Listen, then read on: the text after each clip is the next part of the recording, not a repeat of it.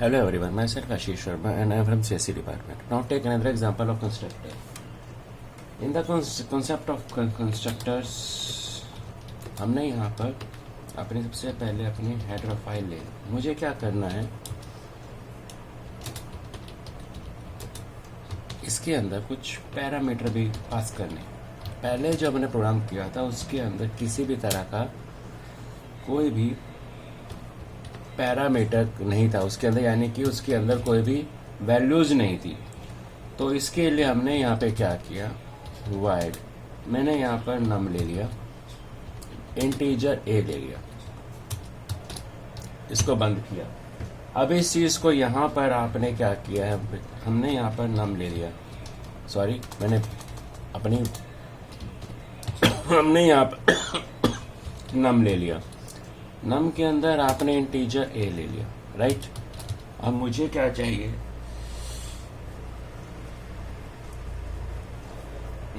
सबसे पहले हमने यहाँ पर वैल्यू दे दी, न्यू लाइन ले ली, ए इज इक्वल टू ए के सामने हमने ए की वैल्यू दे दी, राइट। अब इस चीज़ के ऊपर जब आपने यहाँ पर सॉल्व कर चुके हैं तो इसको सॉल्व करने का दूसरा मेथड मेरे पास क्या है, हमने यहाँ पर मेन ले लिया। मेन तो ले लिया आपने, अब मुझे यहाँ पर क्या चाहिए था, तो हमने यहाँ पर नम लिया। मेरी जो क्लास नम थी उसका ऑब्जेक्ट हमने पी बना दिया। अब पी के सामने वैल्यू कैसे आएगी, बात तो आपके, तो अगर हम यहाँ पर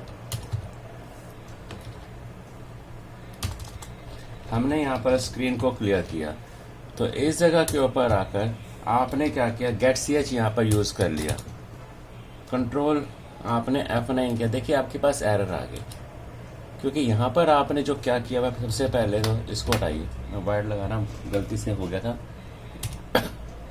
अब यहाँ पर क्या था, लेकिन वैल्यूज़, अगर मैं यहाँ पर वैल्यूज़ आपके लिए मैं यहाँ 10 देता हूँ, ये तो कोई तुक ना बनी। कंट्रोल आपने F9 किया, ये लीजिए आपकी वैल्यूज़ यहाँ पर शो हो गई। और जो कुछ आप इसके अंदर आप करना चाहते हैं आप कर सकते हैं। मैं आपको एग्जांपल करके दिखाता हूँ, राइट। फॉर एग्जांपल आप इसका फैक्टोरियल निकालना चाहते हैं तो आपने क्या करना था, यहाँ पर आपने वाइड लगाया, राइट। तो हमने यहाँ पे क्या कर दिया, ए की वैल्यू को 1 किया, यहाँ पर हमने ऊपर इस जगह के ऊपर आकर इंटीजर बी ले लिया और इसके अंदर हमने बी की वैल्यू को 1 इनिशियलाइज कर दिया। यहाँ पर आए B is equal to B into A कर दिया, ए में से माइनस माइनस किया और बंद किया। यहाँ पर बंद करने के बाद आपने क्या किया, न्यू लाइन में फैक्टोरियल इज इक्वल टू, हमने क्या किया, यहाँ पर बी कर दिया, बंद किया, ओके। कंट्रोल F9 किया, अनएक्सपेक्टेड मेरी ब्रैकेट्स में गड़बड़ हुई है, कहीं एक ये बंद होगी, एक ये एक्स्ट्रा आ गई मेरे पास। कंट्रोल F9 किया, ये लीजिए वहाँ पर सामने देखिए ये फैक्टोरियल क्या आ गया, गलत हो गया। ए में तो वैल्यू आ गई, बी की 1 थी, B is equal to B into A, B में क्या था 1। अब ये क्या हो गया, आपकी वैल्यूज क्यों गलत आ गई, हमें तो वैल्यूज लेके चलनी थी, लेकिन आपने शायद ध्यान नहीं दिया, मैंने यहाँ पर वैल्यूज 10 ली है। अगर मैं यहाँ पर 5 दूं, क्योंकि मैंने इंटीजर लिया है, तभी आपके सामने वैल्यूज गलत आए थे। अब देखिए मैं नंबर प्रॉपर लिया तो मेरे उस प्रॉपर नंबर अकॉर्डिंग मेरा फैक्टोरियल डिस्प्ले हो गया। आपको ये भी ध्यान रखना है कि आपकी वैल्यूज कहाँ से आ रही हैं, क्या लेके चलेगा और उसका सॉर्टेड ऑर्डर में क्या चलेगा। सो इस तरीके से आप अपना कोई भी छोटे से छोटा, बड़ा से बड़ा प्रोग्राम थ्रू कंस्ट्रक्टर कर सकते हैं। लेकिन ये ध्यान कर लीजिएगा, वो जो कंस्ट्रक्टर आप declare and defining and calling कर रहे हैं वो कौन सा कर रहे हैं, विदाउट पैरामीटर या विद पैरामीटर। पैरामीटर 1 है, 2 है, 3 है या 4, डजेंट मैटर, आप हर एक के ऊपर काम कर सकते हैं।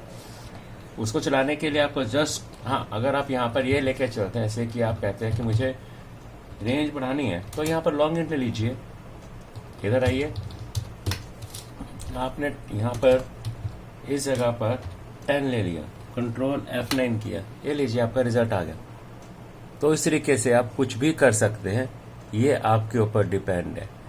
कई बार क्या होता है कि आप जब काम कर रहे हैं छोटी मोटी चीज़ें स्टार्टिंग में गलत हो जाएंगी, तो उसके अंदर हेजिटेशन की जरूरत नहीं है, टेंशन लेने की जरूरत है। Just concentrate your topic and solve it immediately. And thank you for watching my video.